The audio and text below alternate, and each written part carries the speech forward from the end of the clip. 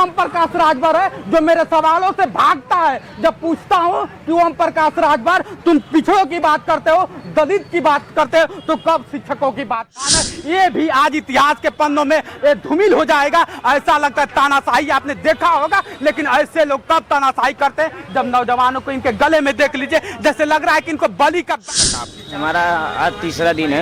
हाँ। 2 दिन पहले तक दूसरे लोग बैठे थे, उनकी तबीयत खराब हो गई, वो हॉस्पिटल गए तो हम लोग बैठे हैं। अगर हमें सरकार अगर हिंदू मानती है हम लोगों के नियुक्ति दे देना है तो हम लोग यहीं जान दे देंगे। सर मेरा नाम अनु पटेल है, मैं मिर्जापुर से हूँ सर। देखिए शर्म आनी चाहिए, शर्म आनी चाहिए आपको कि देखिए इनके आंखों में आंसू है। शर्म कहते हैं ना कि बेटियां जब विदा होती हैं तब आंखों में आंसू होता है, लेकिन ये वही लोग हैं कि पिछड़ों की दलितों की बात कर करके अपनी मलाई चाट रहे हैं। बढ़िया से अपने बेटे के लिए हक के लिए लड़ते हैं, अपने बेटे को लेकर पहुंचते हैं कि हमारे पुलिस एक नारी होने के बावजूद भी हम लोग के कपड़े फाड़ती है, मारती है सर। गाड़ियों में भेड़ बकरियों की तरह बैठाल के यहाँ इको गार्डन में। अरे इस बच्चे का क्या कसूर है साहब? ये बच्चा आज कड़ाके के सर्दी में, कड़ाके के ठंड में ये बच्चा अपने माँ के साथ धरने पे बैठा हुआ है, इसका क्या कसूर है? इसने कौन? और मैं क्रम में आती रहती हूँ क्योंकि बच्चे के बीच में तबीयत काफी खराब हो गई। कहाँ से हैं आप? मैं प्रतापगढ़ से। अपनी मांग उठा रहे हैं, रख रहे हैं और रखते रहेंगे जब तक हमें नियुक्ति नहीं मिल जाती। नहीं तो फिर क्या होगा? यदि नियुक्ति नहीं मिलती है तो फिर उनका भी समय आएगा। अगर इन चेहरों को गौर से पहचान लीजिए, ये वही चेहरा है जो जाके देश के राजा बनाता है और प्रजा बनाता है, लेकिन आज ये लोग भारी आप देख रहे हैं जाड़े में ये लोग थर्राते हुए कांप रहे हैं और अपने मुद्दा को बार बार चीख रहे हैं और चिल्ला रहे हैं, लेकिन इनका सुनेगा कौन? ये लोग सिर्फ मंत्री बनाते हैं, विधायक बनाते हैं, लेकिन ये कोई सुनने वाला। कहाँ गए वो लोग जो पिछड़ों की बात करके सरकार में आते हैं? कहाँ गए वो लोग जो क्या होता है कि इनका मुद्दा लेकर सरकार में आते हैं? और कहाँ गए वो लोग जो कहते हैं कि मैं नौजवानों की बात करता हूँ, जो कहते हैं कि मैं दलितों की बात करता हूँ, जो कहते हैं कि मैं पिछड़ों की बात करता हूँ? कसूर इनका यही है बात कि ये लोग पिछड़ों से आते हैं, दलित से आते हैं, यही कसूर है साहब। इन चेहरों को गौर से पहचानिए। एक आप बता दें, हिंदुस्तान बताता है कि मेरा देश के भविष्य है, लेकिन भविष्य आज अंधेरे में डूब रहा है और ये लोग अपनी रोटियां सेक रहे हैं। इनको गौर से देखिए, इनके आंखों में आंसू दिखाई देंगे। इनको गौर से देखिए, ये लोग मंदिर के लिए नहीं अपने हक के लिए लड़ते हैं। इनका कसूर यही है। आप देख लीजिए हमारे बीच में है, आप देख लीजिए ये लोग हैं, ये जितना चेहरा आप देख रहे होंगे ये सभी लोग पिछड़ों की बात करते हैं, दलित की बात करते हैं, लेकिन कहीं ना कहीं फेल हो जाते हैं। क्या नाम हुआ आपका? सर मेरा नाम सुनील यादव है। कितने दिनों से आप हैं? सर आज 560 दिन पूरे हो चुके हैं। हाँ। और हम लोग अपने नियुक्ति पत्र के लिए लगातार धरना। आप देख लीजिए ये वही ओम प्रकाश राजभर है जो मेरे सवालों से भागता है। जब पूछता हूँ कि ओम प्रकाश राजभर तुम पिछड़ों की बात करते हो, दलित की बात करते हो, तो कब शिक्षकों की बात करोगे? लेकिन नहीं करेगा। क्या वजह है कि अब तक सरकार नहीं सुन पा रही है? सर ये सरकार ने ये 6800 की लिस्ट निकाली थी क्योंकि आरक्षण में बहुत बड़ी विसंगति हुई थी। हाँ। 69,000 शिक्षक भर्ती में। हाँ। लेकिन माननीय मुख्यमंत्री महोदय ने पहले जो सरकार थी जो विधानसभा चुनाव से पहले उस टाइम निकाली थी 5 जनवरी 2022 को। लेकिन हम लोगों का ये दुर्भाग्य है क्योंकि हम लोग ओबीसी और एससी समाज से आते हैं, इसलिए हम लोग नियुक्ति पत्र नहीं पा सके। यहाँ 500 और लोग चले गए। नहीं सर, यहाँ 560 दिन से हम लोग धरना कर रहे हैं। 3 दिन हो गए हमारे भाई भूख हड़ताल पे बैठे हैं और अभी भी सरकार के कानों में हम लोगों की आवाज अब देख लीजिए, आप कहेंगे ना कि ऐसा काहे कर रहे हैं ये लोग? देखिए मरने के कगार पे लोग कहते हैं कि देश हमारा इन नौजवानों से चलता है। लोग कहते हैं, आप देख लीजिए ये वही अम्बेडकर साहब है जिससे क्या होता है कि ये संविधान लिखे और पूरा देश चलता है। ये देख लीजिए भारत का संविधान है, ये भी आज इतिहास के पन्नों में धूमिल हो जाएगा। ऐसा लगता है तानाशाही आपने देखा होगा, लेकिन ऐसे लोग कब तानाशाही करते हैं जब नौजवानों को इनके गले में देख लीजिए, जैसे लग रहा है कि इनको बलि का बकरा बना दिया जाएगा। ये कब भेंट चढ़ जाएंगे पता ही नहीं चलेगा। क्या आप कितने दिनों से खाए नहीं है अब तक आप? हमारा आज तीसरा दिन है। हाँ। 2 दिन पहले तक दूसरे लोग बैठे थे, उनकी तबीयत खराब हो गई, वो हॉस्पिटल गए तो हम लोग बैठे हैं। अच्छा, अब तक भूख हड़ताल पे हैं आप? जी तीसरा दिन है हम लोगों का। अच्छा, अगर बात कर लिया जाए सरकार से, आप लोग चाहते क्या है? इतने सालों से आप लोग बैठे हैं, सरकार क्यों नहीं सुन रही है? वजह क्या है? सरकार पता नहीं क्यों नहीं सुन रही है। हम लोग 560 दिन से ओबीसी एससी के वोट देने जाते हैं ना? जी वोट देने जाते हैं तो क्या किस विषय पे वोट देते हैं आप? हम सब हिंदू हैं। सरकार कहती है हम हिंदू- ओबीसी एससी हिंदू है, हाँ। इसलिए हमें हमारा साथ दीजिए।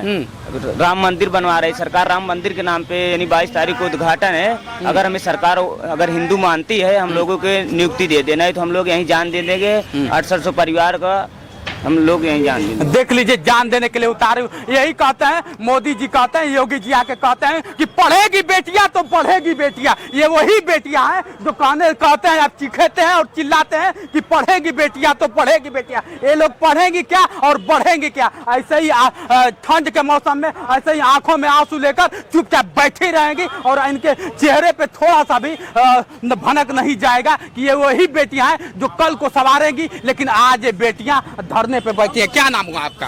जी सर, मेरा नाम अनु पटेल है, मैं मिर्जापुर से हूँ सर। देखिए शर्म आनी चाहिए, शर्म आनी चाहिए आपको कि देखिए इनके आंखों में आंसू है। शर्म कहते हैं ना कि बेटियां जब विदा होती हैं तब आंखों में आंसू होता है, लेकिन ये बेटियां आज अपने हक के लिए लड़ रही हैं और आंखों में आंसू लेकर कब आएगी? शर्म आनी चाहिए आपको। श्रीमान जी, कब से हैं आप? जी सर, हम लोगों को आज 560 दिन हो गया है यहाँ पे अनुरोध धरना करते। हम लोगों को माननीय योगी जी न्याय नहीं दे रहे हैं। हम लोग ये भर्ती 2019 की है, लेकिन इसमें आरक्षण का घोटाला हुआ है। हम लोगों की जगह ये अपने जनरल को नौकरी दे दी है। फिर हम लोग साल भर धरना करते हैं, उसके बाद हमारी एक लिस्ट माननीय योगी जी एक हम लोग का डेलीगेशन बुलाते हैं, जिसमें 5 कमेटी सदस्य गठित करते हैं। तब हम लोग की एक लिस्ट जारी करते हैं 6800 की, उसमें आरक्षण घोटाला 6800 का पाते हैं। तो हम लोग की लिस्ट तो जारी कर दिए, लेकिन आज तक हम लोगों को नियुक्ति नहीं दी है। क्या लगता है कि जिस तानाशाही सरकार में आप लोग का जिस तरह से आप लोग इन चेहरे को अब फिर से पाना, ये वही लोग हैं कि पिछड़ों की, दलितों की बात कर करके ये अपनी मलाई चाट रहे हैं बढ़िया से। अपने बेटे के लिए, हक के लिए लड़ते हैं, अपने बेटे को लेकर पहुंचते हैं कि हमारा बेटा मंत्री होना चाहिए, हमारा बेटा विधायक होना चाहिए। लेकिन ये बेटियां नहीं दिखती है, ये बेटे नहीं दिखते हैं कि ये लोग कब बनेंगे मंत्री, ये लोग कब बनेंगे विधायक। ये लोग विधायक और मंत्री के लिए नहीं धरने पे बैठे, ये लोग अपने हक के लिए लड़ने के लिए बैठे हैं। और सिर्फ एक शिक्षक, लोग कहते हैं ना कि शिक्षा बगैर जिंदगी अधूरी है। ये लोग शिक्षक हैं और कल के भविष्य है, और भविष्य के साथ ऐसा खिलवाड़ किया जाता है। क्या लगता है कि इन नेताओं के बारे में आप क्या कहना चाहेंगे? सर, इन नेताओं को हम लोग अब क्या ही कहें। ऐसा कोई इसमें से नेता मंत्री विधायक नहीं है जिसके दरवाजे पे हम लोग न्याय मांगने न गए हों, जिसके दरवाजे पे जाके गुहार न लगाएं। जहाँ भी जाते हैं हम लोगों को केवल कुत्तों की तरह भगा दिया जाता है अधिकार के वहाँ से।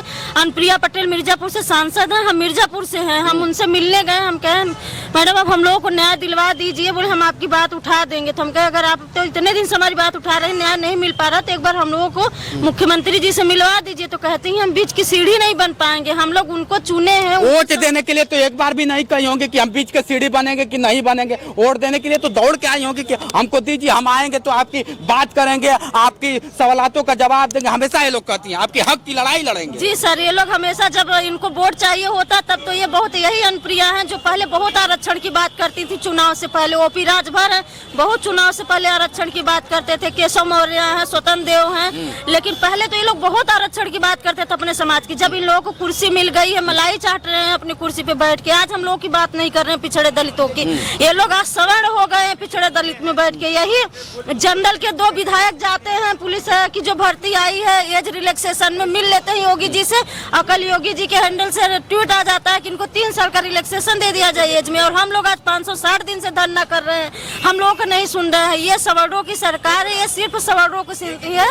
हम पिछड़े दलितों को केवल ये वोट बैलेंस समझते हैं, हम लोगों को ये न्याय नहीं दे रहे हैं, हम लोगों को केवल जुमला देते हैं। सर अब आज हम लोग दलित पिछड़े हैं सर, बस दलित पिछड़े का मतलब कसूर यही है कि हम दलित हैं, कसूर यही है कि हम पिछड़ा से आते, यही है ना। तो 560 दिन हो गए। दिखाओ बेटा, दिखाओ। 560 दिन हो गए सर धरना प्रदर्शन करते हुए। कोई ऐसा नेता मंत्री ओबीसी नेता मंत्री नहीं होंगे जिसके द्वारा हम लोग गए नहीं होंगे। वहाँ पर हम लोग को बात सुनने के क्या सर, हम लोग की बात सुनते ही नहीं है और हमको मार के पीट से मार पीट के भगा देते हैं। पुलिस प्रशासन के द्वारा हम लोग को मारा जाता है, पीटा जाता है सर। हम लोग के कपड़े फाड़े जाते हैं। महिला पुलिस एक नारी होने के बावजूद भी हम लोग के कपड़े फाड़ती है, मारती है सर। और गाड़ियों में भेड़ बकरियों की तरह बैठाल के यहाँ इको गार्डन में। अरे मोदी जी तो बहुत बड़े बड़े बात करते हैं कि पढ़ेगी बेटियां तो बढ़ेगी बेटियां, तो मोदी जी के लिए क्या कहेंगे? मोदी जी कहते हैं कि बेटियां पढ़ेंगी मगर सड़कों पे पिटेंगी। हाँ, बेटियां पढ़ेंगी नहीं, सड़कों को पिटेंगी। आज हम लोग BA, MA, B.Ed, C.Ted सब सब क्वालिफाई करते हुए भी आज सड़कों पे बैठे हैं सर। तो देख लीजिए इस बच्चे का क्या कसूर है साहब। ये बच्चा आज कड़ाके के सर्दी में, कड़ाके के ठंड में ये बच्चा अपने माँ के साथ धरने पे बैठा हुआ है। इसका क्या कसूर है? इसने कौन सा गुनाह कर दिया कि अपने माँ के साथ धरने पे बैठा हुआ है? बच्चे को लेकर कितने दिनों से आए आप? 560वां दिन है आज और मैं क्रम में आती रहती हूँ क्योंकि बच्चे के बीच में तबीयत काफी खराब हो गई। कहाँ से हैं आप? मैं प्रतापगढ़ से हूँ। प्रतापगढ़ से हैं। प्रतापगढ़ से हैं। जी। तो ये बच्चे के पीठ पे लिखवा दी हैं, क्या है बच्चे का क्या कसूर था? कसूर नहीं, मैं इसलिए मैंने लिखा रखा है कि गूंगी बहरी सरकार है ना, हमारी आवाज तो सुनाई नहीं दे रही है। शायद सांकेतिक भाषा में इस बच्चे के माध्यम से उनके कानों तक की आवाज। अरे चलिए, ये लोग तो क्या होता है अयोध्या मंदिर राम को भगवान मानते हैं और ये बताया जाता है, इतिहास में बताया जाता है कि बच्चे भगवान के रूप होते हैं। क्या ये बच्चा दिखा पाएगा भगवान बन के? भगवान की बात तो छोड़िए और भगवान के मंदिर की बात छोड़िए। मंदिर का तो हम भी चाहते हैं, लेकिन हमें शिक्षा के मंदिर में जाना है। मंदिर की चाहत हमें भी है। हम लोग शिक्षा के मंदिर में जा करके मूर्तियों की पूजा कैसे करने से ही सिर्फ सब कुछ नहीं होता है, और ऐसे बच्चों को खड़ा करने से ही सब कुछ होता है जो अपने हक अधिकार के लिए लड़ सके, चाहे वो छोटे हो चाहे वो बड़े हो।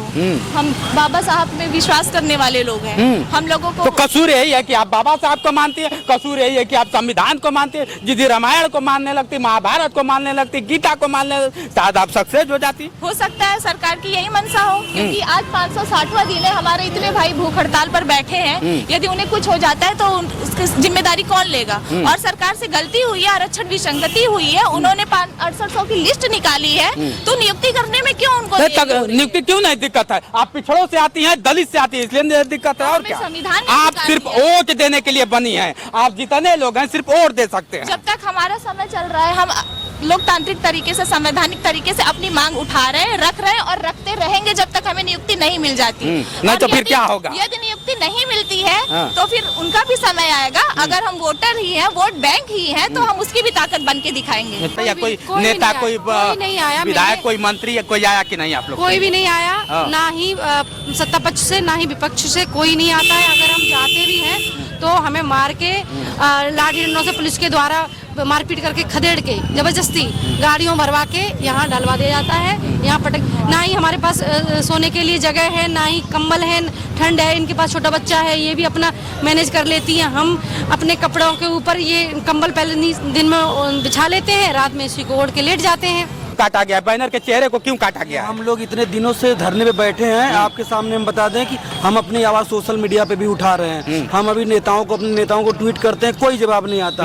हम बधिर बन चुके हैं, हमारी आवाज इनके कानों तक नहीं पहुंच पा रही है, इसीलिए हमने इनका मुंह जो है काट दिया है, बिल्कुल चेहरों को बिल्कुल काट दिया है, क्रॉस का निशान लगा दिया है। बिल्कुल बिल्कुल। अगर बात कर लिया जाए 2024 का चुनाव आ रहा है, आप लोग फिर ऐसा नेता बनाना चाहेंगे?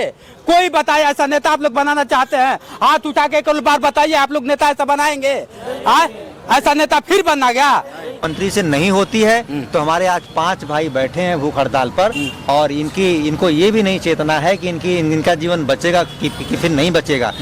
अगर हमारी मुलाकात नहीं हो पाती है तो हम सभी 6800 पिछड़े दलित लोग सार्वजनिक रूप से यहाँ पर भूख हड़ताल पर बैठेंगे, और वक्त आएगा तो मौत को भी सिधार जाएंगे। देख लीजिए, लोग कहते हैं ना कि लास्ट वो स्टेज होता है मौत। जिसको शिक्षा के बारे में पता नहीं है वो शिक्षा मंत्री बना हुआ है, जिसको स्वास्थ्य के बारे में पता नहीं है वो स्वास्थ्य मंत्री बना हुआ है। मित्रों, ये हकीकत है। लेकिन ऐसे लोग भटक रहे हैं जिनके अंदर ज्ञान का प्रकाश है, वो आज अंधेरे में है। और ये लोग मंदिर मस्जिद की बात करेंगे, किसी शिक्षा की बात नहीं करेंगे, किसी मुद्दे पे बात नहीं करेंगे। अरे मुद्दा तो हमारा स्वास्थ्य है, मुद्दा तो हमारा शिक्षा है, कब आप बात करेंगे? मुद्दा तो हमारा रोजगार है। को गार्डन के सामने ये लोग बैठे, अगर मुख्यमंत्री होती है तो राजा से सवालात होता है, लेकिन ये लोग राजा के पास ही नहीं जा पा रहे हैं। ऐसे मंत्री बैठे हैं कि इनको धक्का देकर फिर से भेज दिया जाता है कि आप लोग लवारिस थे, लवारिस हो, लवारिस रहोगे। इनके बातों से कितना सहमत है कमेंट करके बताइए। आज के लिए इतना ही। बने रहिए वीडियो के साथ। मैं हूं जितेंद्र और आप देख रहे थे जोश एक्सप्रेस। नमस्कार।